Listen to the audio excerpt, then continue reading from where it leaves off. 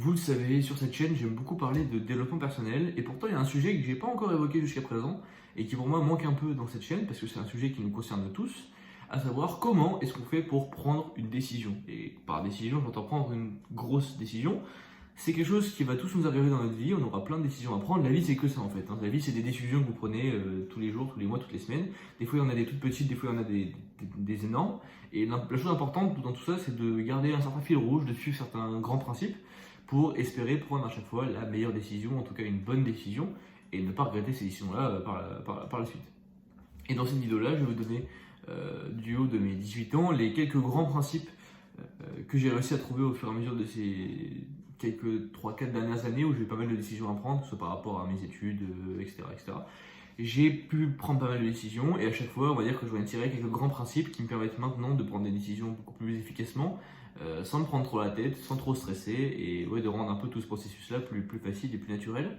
Donc bah écoutez, on va rentrer directement dans le vif du sujet. Mais avant tout, pour comprendre un petit peu de quoi on va parler après et avoir un peu un fil rouge tout au long de cette vidéo-là, et j'aimerais vous partager une définition du succès que j'ai trouvée sur YouTube hier et que j'ai trouvé super intéressante. Je vous mettrai le lien de la vidéo originale dans la description, de cette traduite de l'anglais du coup.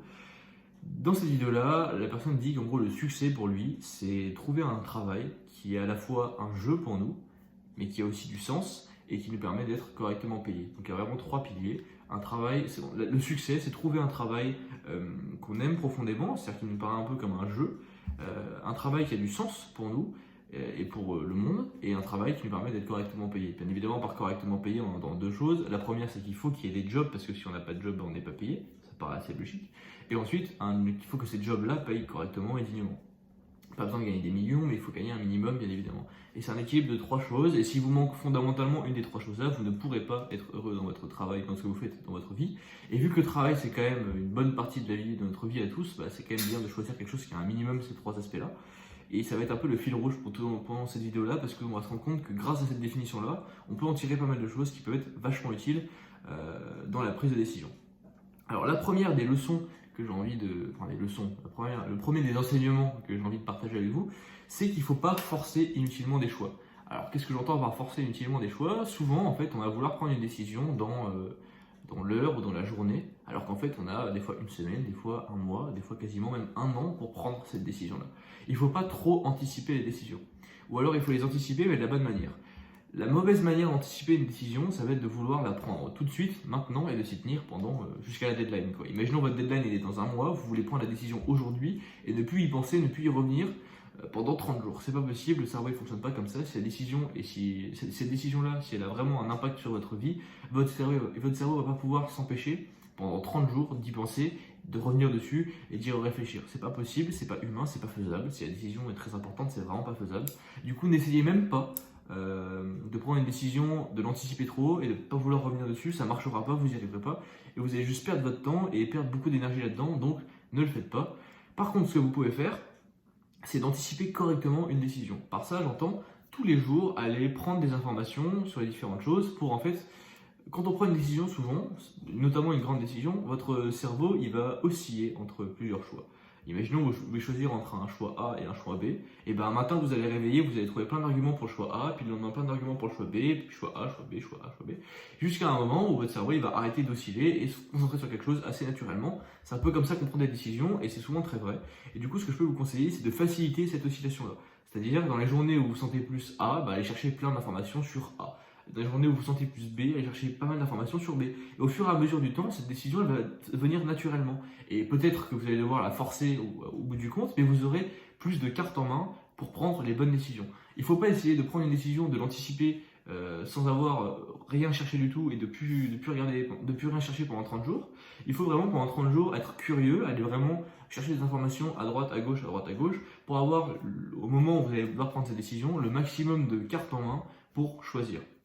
Donc typiquement, si vous devez choisir entre deux formations, allez parler à des gens qui ont fait ces formations-là, allez essayer d'aller regarder les débouchés après, essayez de vous informer, essayez d'aller sur YouTube, chercher des vidéos de gens qui auront fait ça.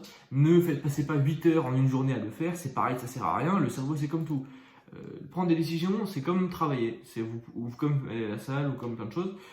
C'est pas en faisant 8 heures une journée que vous allez progresser. Si vous voulez vraiment avancer dans votre prise de décision, il faut en faire un peu tous les jours. Si vous en faites trop, vous allez vous cramer et vous allez juste perdre votre temps et perdre votre énergie. Donc c'est super important. Ensuite, l'autre point que je voulais vraiment aborder, c'est le fait qu'il faut être curieux. Qu'est-ce que j'entends par le fait d'être curieux? C'est vraiment ne pas se fermer de porte. Et ça va un peu avec, avec le premier point. C'est-à-dire que des fois, on pense savoir ce qu'on doit faire dans 5 ou 10 ans. Mais la réalité de la vie, c'est quoi? La réalité de la vie, c'est que vous ne pouvez pas savoir ce que vous allez faire dans 5 ou 10 ans pour la grande majorité des personnes. Des fois, vous n'avez pas le choix et vous êtes dans un cursus où vous ne pouvez pas partir. Et donc, ça n'a pas un cursus traquenard, et ça arrive des fois. On voit notamment médecine. Bon, vous faites la première année de médecine, vous savez que vous avez encore 10 ans jusqu'au bout, quoi. Donc, au bout de la 5e année, peut-être changer, c'est peut-être un peu tard, quoi. Donc, on va dire que c'est un peu un cursus traquenard comme ça. Mais dans la plupart des cursus, il y a pas mal de choix. On peut partir, revenir, faire des choses partir dans un endroit A, revenir, etc. Faire des stages, faire une année de césure, faire un master, puis revenir, un doctorat, je sais pas. Enfin, il y a plein de possibilités souvent, et c'est pas un truc très linéaire. C'est rarement très linéaire en fait.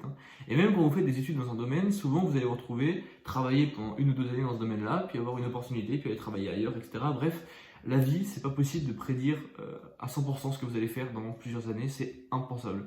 Pour vous donner une idée, un exemple concret, moi il y a 3 ans de ça, 4 ans de ça, je pensais faire Sciences Po. Voilà.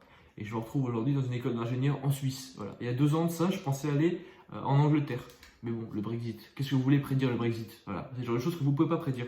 Vous ne pouvez pas savoir ce que vous allez faire dans 5 ou 10 ans. Donc ne vous concentrez pas sur ce qu'il faut faire dans 5 ou 10 ans. Concentrez-vous sur maintenant. Qu'est-ce que vous aimez faire maintenant? Qu'est-ce qui a du sens pour vous maintenant? Quelles sont les compétences qui sont utiles à saisir et à apprendre maintenant? Et c'est pareil, n'essayez pas de tout relater à un objectif lointain. Je sais pas.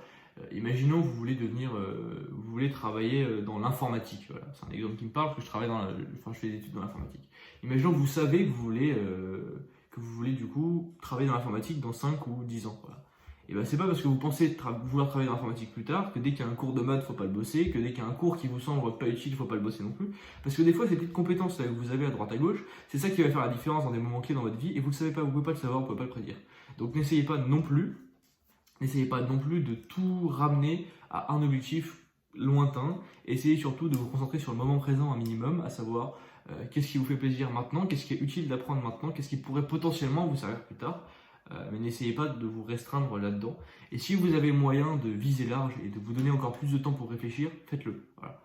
Si vous devez choisir entre plusieurs choses que vous aimez et qui vous intéressent, repoussez ce choix le plus longtemps possible. Alors attention, si jamais vous avez le choix entre une matière A et une matière B et que vous avez le choix entre prendre que la matière A que vous kiffez de ouf et prendre la matière A et la matière B alors que vous détestez la matière B, bah allez tout de suite vers la matière A. Je veux dire, vous allez rien regretter parce que la matière B, vous l'aimez pas.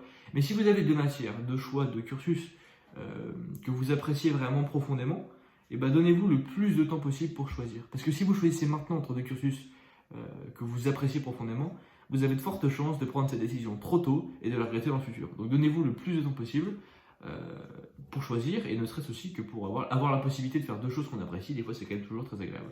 Donc voilà, n'hésitez pas surtout à prendre le temps de prendre des décisions, à rester curieux, à aller chercher des informations à droite à gauche. Ne forcez pas des décisions trop tôt, ça servira à rien justement. Et voilà, essayez de rester lucide dans votre prise de décision aussi, ne pas faire 8 heures de recherche en une journée, chercher un petit peu tous les jours, allez parler aux gens qui ont des informations.